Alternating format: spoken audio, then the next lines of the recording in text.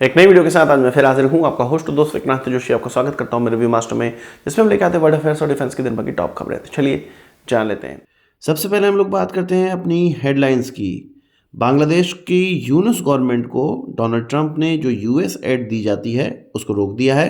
पाकिस्तान के ISI chief के द्वारा उल्फा चीफ, जो कि बांग्लादेश के अंदर गिरफ्तार है, उससे मुलाकात करी गई। प्रोजेक्ट 75 के तहत जो सबमरीन बनाना है उसका जो दाम है वो 40,000 करोड़ से 70,000 करोड़ क्यों पहुंच गया। और बांग्लादेशी बॉर्डर गार्ड के कमांडर का ये क्लेम है कि बीएसएफ को तो वो अकेले ही देख लेंगे। पूरी खबर हम लोग अब सुनते हैं। सबसे पहले बात करेंगे यूनुस गवर्नमेंट की। यूनुस गवर्नमेंट आप जानते हैं कि बाइडन की देन है या अमेरिका की देन है, और यूनुस की कोई औकात थी नहीं किसी भी देश का प्रमुख बनने की, पर बाइडेन के राज में वो प्रमुख बन गया, क्योंकि बाइडेन और बिल क्लिंटन का इसको क्लोज माना जाता है। पर जब से डोनाल्ड ट्रंप आया है तब से बांग्लादेश की यूनुस गवर्नमेंट काफी परेशान है, और अब डोनाल्ड ट्रंप की तरफ से एक ऐसा कृत्य किया गया है जिससे कि यूनुस गवर्नमेंट काफी परेशान हो गई है।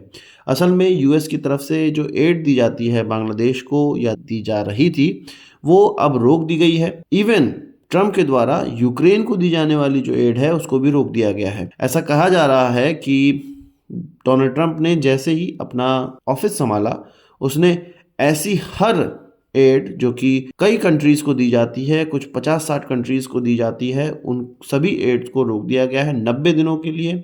और उस पर फिर से मंत्रणा की जाएगी, उस पर फिर से देखा जाएगा कि भाई किसको देना है किसको नहीं देना, और उसके बाद फिर से ही आगे इस पर काम होने वाला है। यूनुस गवर्नमेंट काफ़ी तिलमिलाई हुई है कि यूएस के नई सरकार आने के बाद उनके साथ इस तरह की चीज़ें हो रही हैं।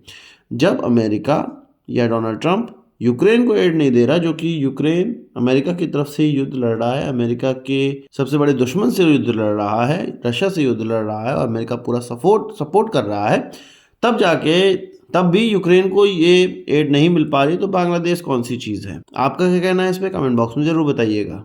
बात कर लेते हैं पाकिस्तान के आईएसआई चीफ जब बांग्लादेश पहुंचे तो बांग्लादेश के सेना प्रमुख इत्यादि लोगों से बात करी।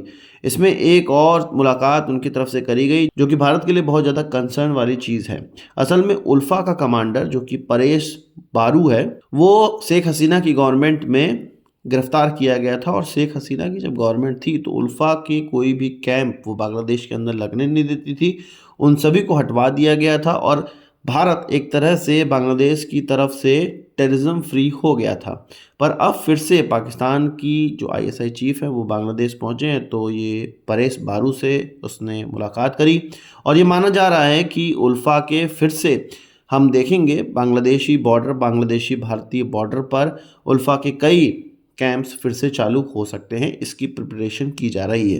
परेश बारू को पहले मौत की सज़ा सुनाई गई थी बांग्लादेश के अंदर, पर जब से यूनुस गवर्नमेंट आई है इसका फिर से याचिका दायर करी गई थी, और इस बार की यूनुस गवर्नमेंट की वजह से इसको केवल 14 साल की कैद रखी गई है इसके लिए, और शेख हसीना के द्वारा ही इसको अंदर किया गया था, बांग्लादेश के अंदर गिरफ्तार किया गया था और मौत की सज़ा सुनवाई गई थी। पर आप जानते हैं कि यूनुस भारत के दुश्मन को उसने 14 साल की सज़ा में कन्वर्ट कर दिया है।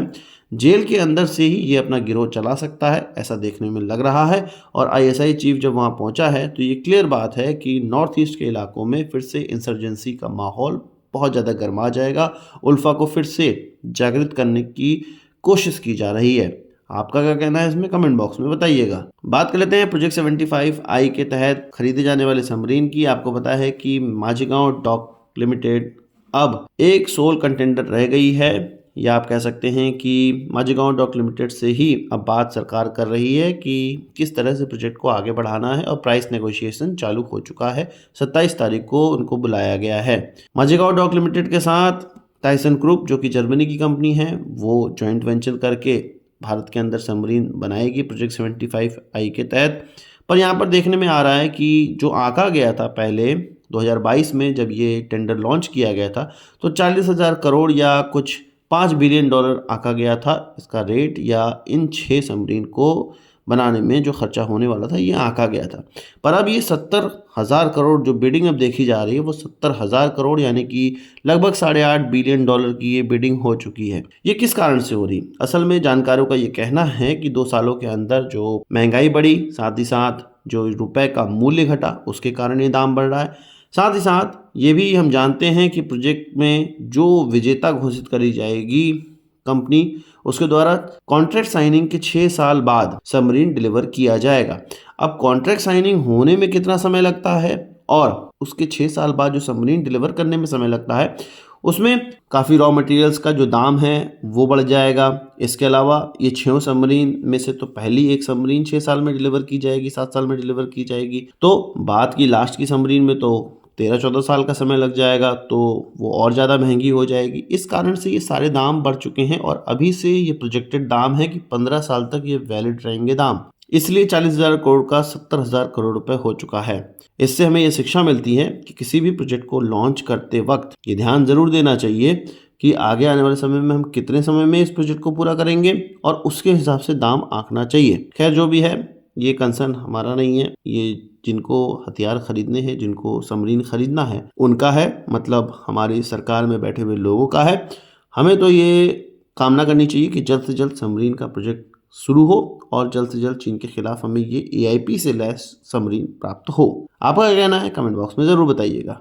बात कर लेते हैं भारत बांग्लादेश बॉर्डर पे जो बांग्लादेशी बॉर्डर गार्ड हैं उनके कमांडर की तरफ से एक वीडियो निकल कर आया। मतलब एक वीडियो में उनके कमांडर की तरफ से ये कहा जा रहा है कि भारतीय जो बॉर्डर सिक्योरिटी फोर्सेस है उसको तो वो अकेले ही देख लेंगे, मतलब बॉर्डर गार्ड्स ही देख लेंगे। उनका ये भी कहना था कि वहाँ पर जितने भी गांव हैं वो जो गांव वाले हैं वो उनको ज्वाइन भी करेंगे। मतलब बांग्लादेशी बॉर्डर गार्ड के कमांडर का ये कहना है कि जो बॉर्डर पे लोग हैं, जो विलेजर्स हैं, वो भी बांग्लादेशी बॉर्डर गार्ड को ज्वाइन कर सकते हैं जब आवश्यकता पड़ेगी। इसका मतलब ये है कि बांग्लादेश की तरफ से अपने जो बॉर्डर है वहाँ पर ऐसे लोगों को फिट किया गया है, ऐसे लोगों को लगाया गया है जो कि गांव वालों की तरह दिखेंगे और समय आने पे वो भारत के विरोध में खड़े हो जाएंगे। ये उनके वायरल वीडियो से क्लियर हो रहा है। इस तरह की चीज़ें हमें देखने को भी मिल रही हैं। वेस्ट बंगाल के मालदा से जो बांग्लादेशी बॉर्डर लगता है वहाँ पे कई बार ये शिकायत हुई है कि बांग्लादेशी जो विलेजर्स हैं वो भारतीय बॉर्डर के अंदर आते हैं, भारतीय किसानों की जो खेती है उसको नष्ट कर देते हैं। इसके अलावा वो हथियारबंद भी होते हैं और ये माना जा रहा है कि बांग्लादेशी बॉर्डर गार्ड के देख रेख में ये सारी चीज़ें होती हैं। इसका मतलब ये है कि ये सब चीज़ों की ट्रेनिंग दी जा रही है जो भी बांग्लादेशी बॉर्डर पे विलेजर्स रहते हैं। विलेजर्स की आड़ में ये घुसपैठिए हैं जो कि भारत में घुसने का हमेशा से प्रयास कर रहे हैं और अगर सोशल मीडिया पे वो इस तरह की चीज़ें कह रहे हैं तो हमें ये बिल्कुल सतर्क रहना चाहिए कि जब जितना वो कह रहे हैं इसके पीछे कितनी बड़ी प्लानिंग होगी और ये सारी चीज़ों को BSF को हल्के में नहीं लेना चाहिए, भारतीय सरकारों को भी हल्के में नहीं लेना चाहिए और स्ट्रिक्ट सर्विलांस वहाँ पे करते रहना चाहिए। और यही चीज़ बॉर्डर सिक्योरिटी फोर्सेस की तरफ से भी कहा जा रहा है कि हम स्ट्रिक्ट सर्विलांस बांग्लादेश के जो बॉर्डर है उस पर रख रहे हैं। आपका क्या कहना है इस पर कमेंट बॉक्स में ज़रूर बताइएगा। तो आज की इस वीडियो के लिए बस इतना ही। आशा करता हूँ आपको वीडियो पसंद आया होगा। आप इसको एक बड़ा थम्स जरूर देंगे। इस वीडियो संबंधी सवाल या सुझाव हो कमेंट बॉक्स में जरूर लाइएगा और यदि आपने हमारा चैनल सब्सक्राइब नहीं किया उसे भी कर लीजिए क्योंकि हम इस प्रकार की वीडियो लाते रहते हैं। नमस्कार, थैंक यू, जय हिंद।